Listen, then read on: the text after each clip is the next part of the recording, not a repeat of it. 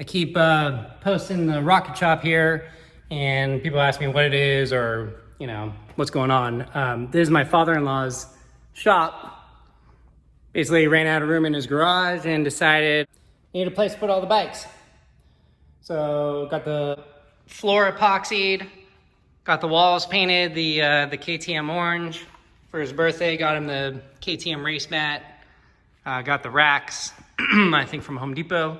Put all the gear bags and stuff up above the bikes up there. But all these bikes, well, most of them were shoved into a 2-car garage, so along with a Porsche, so it's just running out of room. So built the shop, put in all the cabinets, the benches, refrigerator,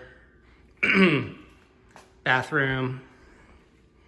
I got the handy lift. You got a Sprinter van, all the tools, stereo, some truck parts, everything that you need for the man cave. So, pretty cool. I don't keep any of my bikes here. These are all just my father-in-law's and my brother-in-law's bikes. Got quite the arsenal.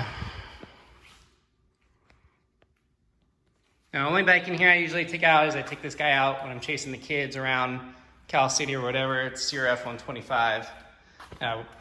Jeff over at the shop, Motorcycle Sport, we put these BBR wheels on it because the kid I bought it from, the wheels were just destroyed, but it came with Pro Circuit exhaust, and we just changed out the grips.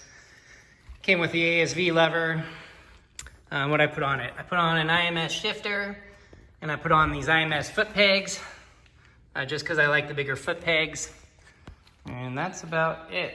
He's got some plastics and graphics made up for it. We just haven't had a chance to put those on yet. So anyways, if you hear me say Rocketshop, this is what I'm referring to, the man cave.